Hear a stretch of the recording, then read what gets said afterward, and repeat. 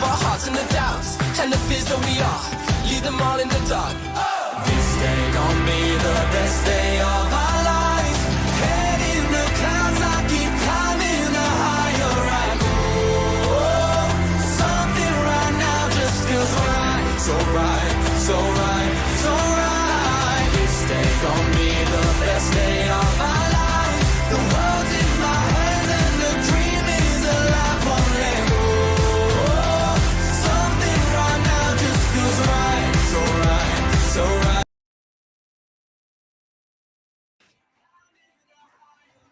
Hello. I put this volume down. Welcome to our live watch party. Hi. Everyone who's here, join the live. Join your get your devices ready. So sorry. Hello. It's like Saturday. And we will begin shortly once my partner in crime comes. Like, I don't know what happened to him. He had to go to the bathroom or something. So we are going to get started just a little bit. You guys, what we're going to do is welcome, first of all, for When the Phone Rings, episode 8. I know some people already watched it. Yeah, and heard it was good. I did not. This is first time, just saying. It didn't take much self-control since I kept myself busy. But we have our snacks ready. I hope you guys do too. And then we will begin together. So you can totally watch on your own devices, like your phones and your own laptops or your TVs, and we'll do a countdown to push play together. But I also have the Netflix teleparty link. So go ahead and let's producer put it in the chat box for anybody who wants to join. Yes. So you guys, if you want to join my Netflix teleparty, you can do that. You can click on this link in the chat box and join it as well. You don't have to, but I'm on it as well. And so you'll be seeing my screen if you're on the teleparty. The thing that helps about the teleparty is I can pause and talk about something. I could do that on YouTube, but then you'll have to push pause. I guess I could say do that. It's fine. So I'll be like multitasking. You know what I'm saying? Yeah, we matched. You know, it's holidays. It's like Christmas. So you have your snacks ready. If you noticed, oh, hello from India and good morning, Joanne from California, Linda, Vera from the UK. Morning, Glory. Who is that? Laura from Hawaii. Oh, I'm calling out your places. Maybe I shouldn't do that. Lisa, Toronto, Carol. See, I just know because it's nice that I know where you guys are. If you didn't catch the countdown, I played Dear Alice. I love their song, The Best Day of Our Lives. I highly recommend it. I listen to it every day. They were the UK boy band in training that went under K-pop training that I worked with. And so I'm a little partial to them. But anyways, they are so cute. And so they're The Best Day of Our Lives. It's super, super fun. And I was there. I have actually a recording of them doing the recording in Korea. So I might share that someday. But they've just come a long way. So I see some people here. Great. And okay, so what snacks do you have? And then we'll get started. Here's my snacks. Don't worry, you're not going to hear me munching because I'll be on mute. These are my snacks. But I wanted to show off this. I'm not going to be eating this. We're taking this to our trip. It's going to be a checked-in bag for our trip. We will bring Korean snacks to wherever we go. And this is what I was munching on, which is like that famous bar snack you see in the K-dramas with, you know, beer and stuff like that. But we could eat a whole bag in one sitting because it's like so light. But we're taking 2 of these to our trip. But I'm not going to open it because they go stale quickly. So I just want to show you because everyone's like, what is that? So this, you'll see it in the Korean bars. But I'll open this.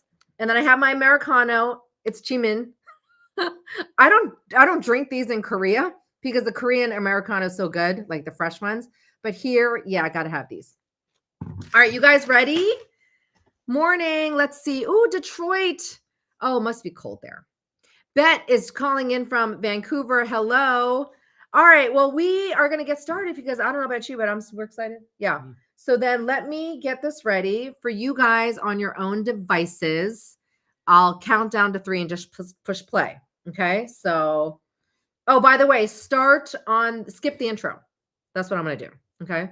So let's get started. For those of you joining, click on this link. Yes, I'm multitasking. Click on this link on the chat box. If you want to join the teleparty, you don't have to. You can if you want, but I control the teleparty, so I'll pause it sometimes if I want to say something. But I promise we won't say a lot. Okay, guys, get ready and chat away throughout episode 8. When the phone rings, here we go. Push 3, 2, 1, push play. Oh, skip the intro. Skip the intro.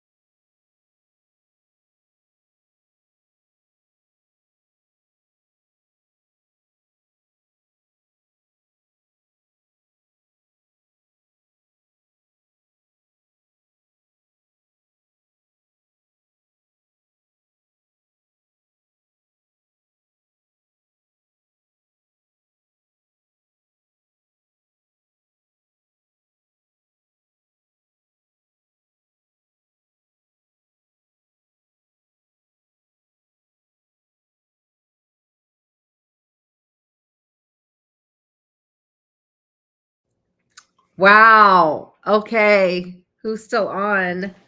Are you tearing up? He tears up. Did you see that? Now there's proof of it. I'm actually glad they ended on that, the epilogue. I really like those epilogues because that last scene is kind of disturbing. I think someone said, yeah, we got to wait another week. Really? This was episode 8. We have 9 and 10 and then 11 and 12. Yep. I know, but didn't we expect another cliffhanger? This one was a little bigger than the last week. So, any thoughts? I think the only thing I really can think about, obviously, now we know more. It seemed like a lot of you guys already knew a little bit of the story. So, since you're on here, yes, you're finished. Okay, that's right. Who's finished?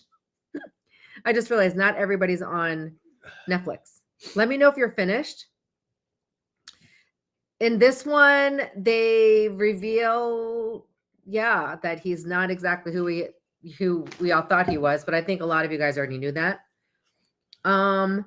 So I guess we know why the kidnapper, why that bad guy, the one that's doing all the threats and stuff, is after Paksan or after the main guy, right?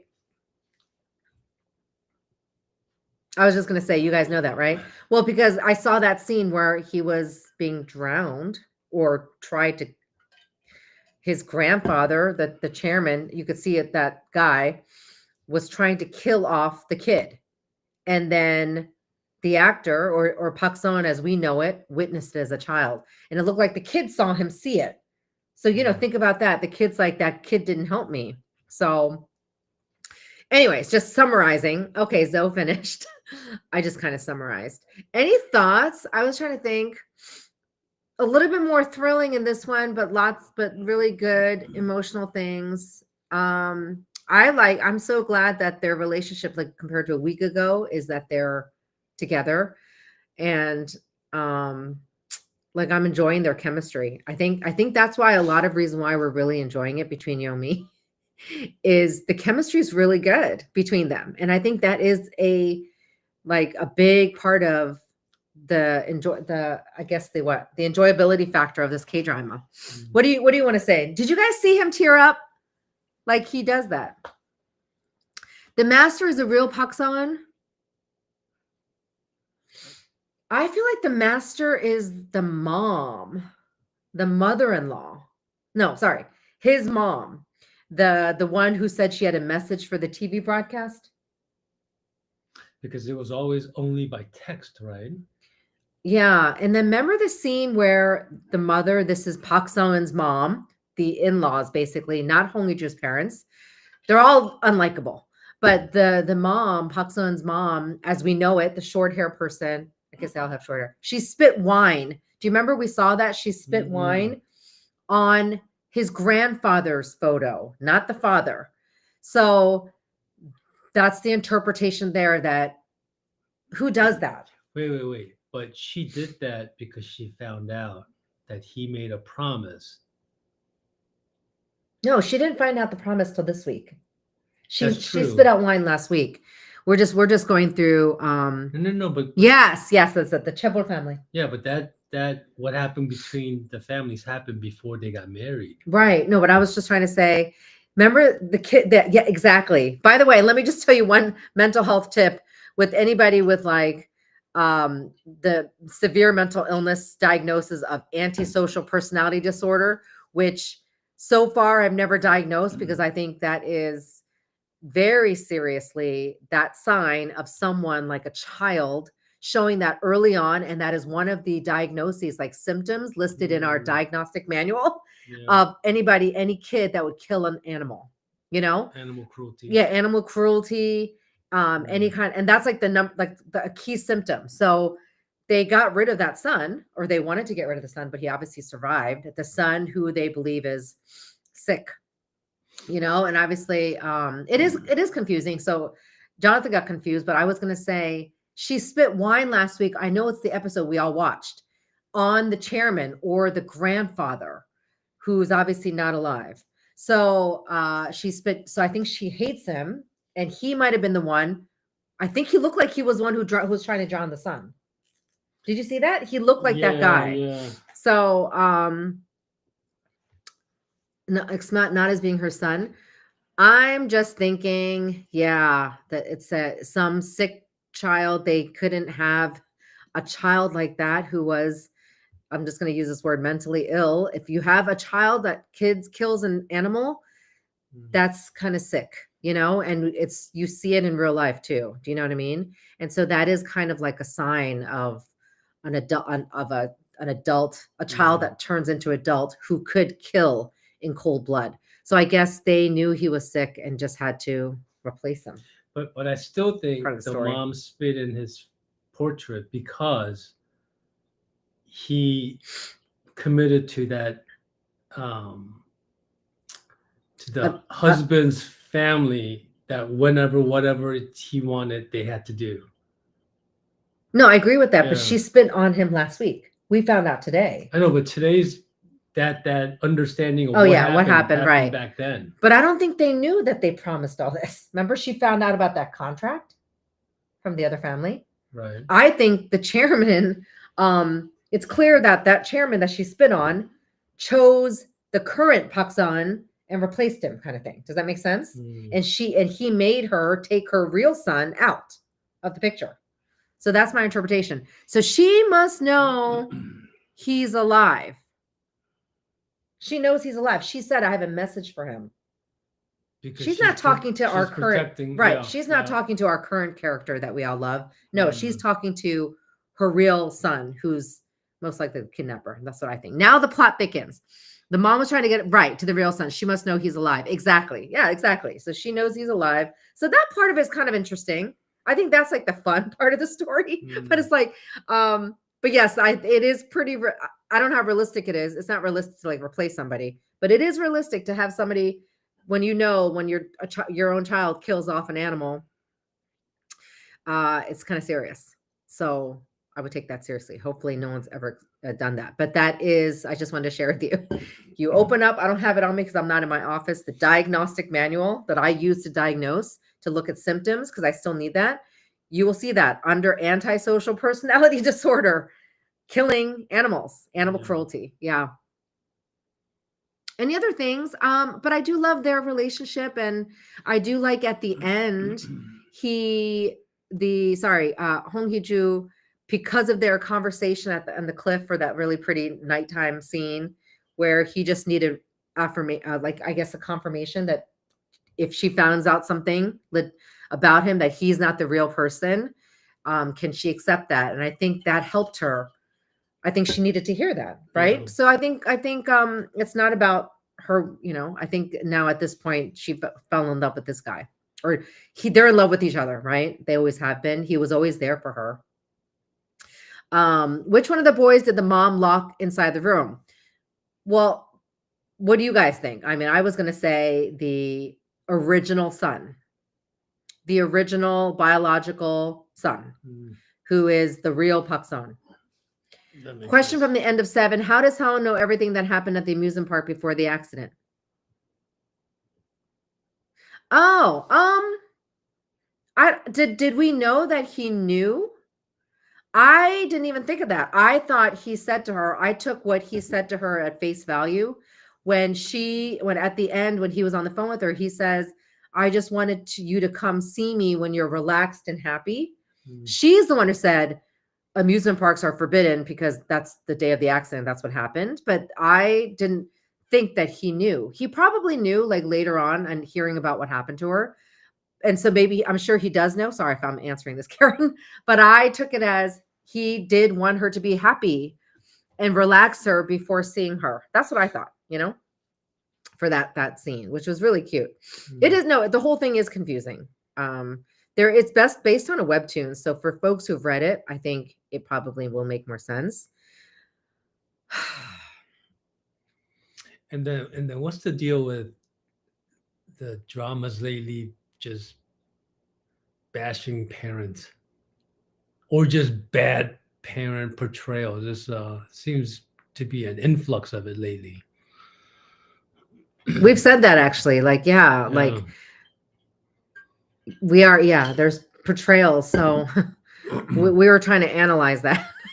getting inside the head of writers and stuff. I mean, you know, there might be angst from people But like against their parents. but it's been multiple, right? I think this whole year it Yeah. showed.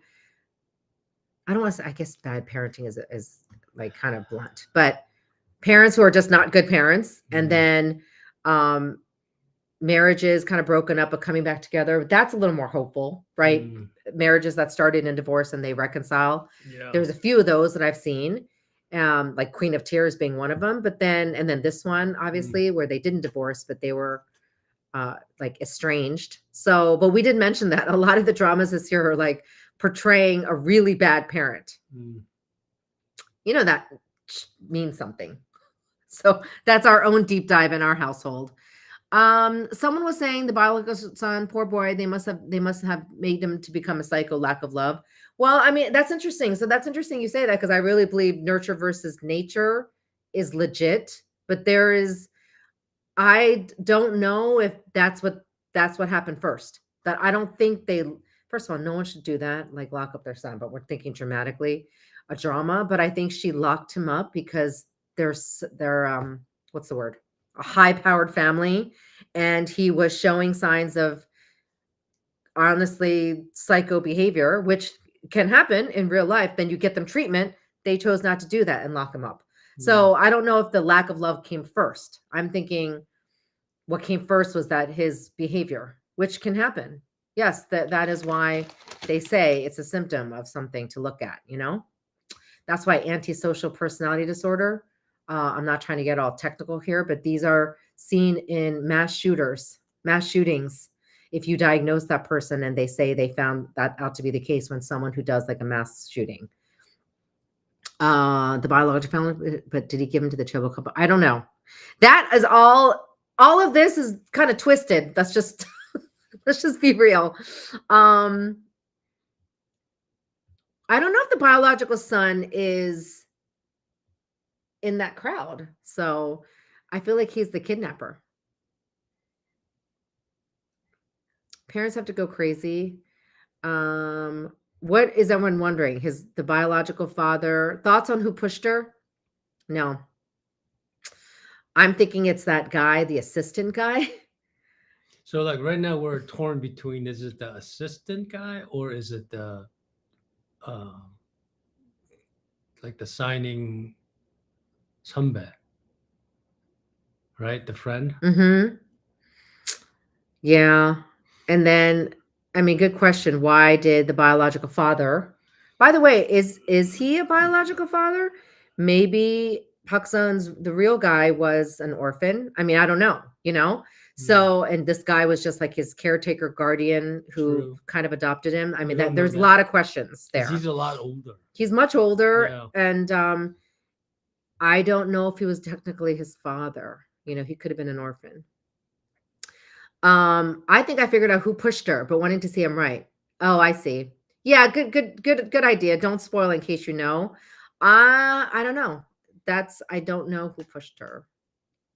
Maybe she was protecting him from father-in-law. I'm so confused by the journalist doing the story. Okay, so don't forget the second lead is a psychiatrist. So through it all, I'm thinking he knows something. Like I'm hoping he's not like bad, but he knows something, and maybe he's just protecting the main girl. But it was his idea to do the story, right? Or they were looking into a story of the missing orphans case. So I just take that as they're all tied together, but they're doing a story of like a cold case that never got solved. Yeah, that assistant guy, I'm starting to suspect him and then watch him be completely fine. I really hope it's not the nice guy that I really like, the actor that's in every K-drama. Yeah, everything's gonna know. Oh yeah, good job. Good point, Cassandra. How do we know that Hiju can speak? Yeah, good question. Maybe he overheard her. You're right. I remember we were suspecting. Any other thoughts? Any other questions? I was trying to think. Yeah, like for those of you who missed it, hubby said something interesting about the parents, about just parent portrayals in Right. K-dramas. Right. A lot of the K-dramas this year show like messed up parents. That I guess that is the reality too. There's some, but it's interesting it's a major theme, you know? Yeah, 2024 for sure. 2024, that is a theme. Any other, I'm trying to make sure I don't miss anything. Well, I mean, good point. Adina was saying it's at the end of the day, this is a drama. So, and it's based on a webtoon. So, you know, and some of the best dramas I feel like are based on webtoons. So yeah, there has to be, it's still a K-drama, Korean drama. So there's got to be drama there. I do like I said, their relationship. I'm not digging any of the parents. I don't like it. Usually there's one parent that you kind of go, oh, no. If anything, I'd like to know about Hong Hyo-ju's biological father who's in the hospital, right? So we know that she is like, who's she related to? Like, right? So her father, I don't know if they just decided I hope they bring that back because that was, she obviously very close to her own father. So I'm assuming, right, that the chairman is her stepfather. That's what that was said. So that's obviously obvious, but she obviously has a close relationship with her father. Any other questions? Yeah. Oh, someone's saying there's definitely no place for brain rot. That is so funny. I know, right? I think it's so interesting that brain rot was the Oxford word of the year, but totally, you know, and again, I think there is legitimacy to the term brain rot, though, if you're just watching, you know, scrolling on social media and seeing these things, you know what I mean, right? Probably some of our kids are doing some of that. So I think they were seeing that happen. So obviously what you take in, what you watch, you know, that whole saying, trash in, trash out, that is true. You got to be careful of what you watch. Even I notice if we're watching certain things like scary shows, like it does impact me. I'm not saying that's brain rot. It's just that impacts me, right? I don't know who's going to see Squid Game 2, but Squid Game 1 was hard to watch, but it was well done. I had to watch it and then watch something else to get something else to end on. That's why I love the way they ended today with the epilogue. If they had just ended it the way we saw it and then we had the previews, I think I'd be a lot less like, I feel very unsettled, but they left with a very endearing epilogue, which I highly recommend if you missed it, but it was good, right? And seeing that, I think that was really important. Oh, good point. Bet with Family by Choice. But that we saw good portrayals, but we saw like a crap portrayal of the mother. So that was our point. There's still good parenting examples, but then there's one that you see like, oh my goodness. I think that it would just be nice to see a conventional family, I guess, at some times, which is fine. Sometimes these days, conventional family doesn't mean anything. But I just think we just noticed in that one, you saw the mother or Hung Yup's mother. Why am I drawing a blank in his name? We have issues with. So, but that's a good one. Anyways, okay. So any other thoughts? This was fun. I'm going to skip next week because we are on vacation and we might not have a lot of internet where we are next week. But in the finale, we will definitely have to watch together. Vera is saying, I went to exclusive premiere of Squid Game 2 episode 1 in London on Monday. It's so good. I mean, it looks good. I can't wait to see it. I think we're going to, because it airs during Christmas week, we'll see it with our kids as much as we can because it does look good. Like I said, I did enjoy Squid Game 1, and believe it or not, I do use a couple scenes in my book talks and my workshops where I bring out themes that have to do with like family and expectations. You know, obviously I found something in there, but generally as a whole, yeah, it's a tough story, but yeah, it's really good. I totally agree. But that's super cool. Yes, Morning Glory is just saying, who's Morning Glory, by the way? His mother. We're talking about Family by Choice. And also the reveal, the journalist knows she can speak.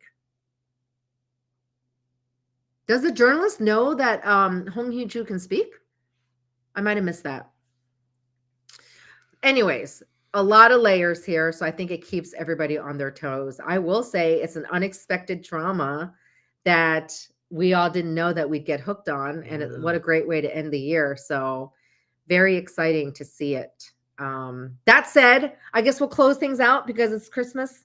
Oh yeah, and Jonathan is writing something to say to you guys, but I will not see you before Christmas. Probably, maybe officially see you, but Merry Christmas. We will see you guys in a couple weeks. Hope you guys have a lovely holiday and get some rest and enjoy those K-dramas and catch up on your watch list. I hope. I'm also enjoying, by the way, Love Your Enemy. I'm not watching that with you. I started binging it and then I went all the way and I'm all caught up, but it's a cute light drama and I highly recommend that one. And we also finished Light Shop.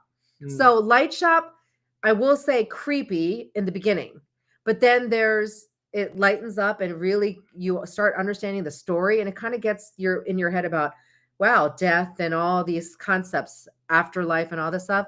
And then it ends on a very interesting note. That's all I'm going to say. But we thought it was well done. I'm not sure how I feel about the ending, but it's good. But maybe there's a season 2. It was written by the Webbing. Oh, that's another thing. Moving 2 comes out also, I think next week in a couple days. So we will watch that too. So much to watch. I really liked Moving 1. You really liked Moving 1. So we're going to see Moving 2 as well if we have time on vacation. Anyways, guys, all right. Happy holidays. I hope you guys are doing well. Yes, we mashed on purpose. Honey, did you want to add something? I just talked a lot. Just thanks for having me. Always a pleasure joining in. Okay, why don't we give you one last deep dive thought to when the phone rings or anything? When the phone rings? Yeah, what we just watched. Anything to say? You said something interesting about ordinary days. He said something interesting about ordinary days. Oh, just how she imagined just them just living an ordinary life, which is interesting. And I think that theme comes up often in K-dramas. They just want to, maybe not suffer or maybe not struggle, just live a ordinary life like everyone else. So interesting that Koreans long for that. That is totally true. And if you think about Korean history and everything people went through, and don't you sometimes just want mundane things, like mundane, daily, ordinary, run-in-the-mill things? I guess that's nice when you don't have these, challenges or upheavals. We'll have challenges in life, but I guess everybody wants that. She said, but what was the Korean word? 평범한? Yeah, I guess ordinary or just simple. What's the best translation? Translation? I guess regular. Yeah, ordinary. So I thought that was really cool. So yes, she says that early on that she just imagined a simple things in life that made her happy. So we'll end on that note. Life doesn't have to be complicated. It can be simple, and that's what we want, right? And enjoy the little things. The little things do matter. All right, guys. Happy holidays, and I hope you're doing well. Take care of yourself, and see you guys soon in the new year live. Merry Christmas.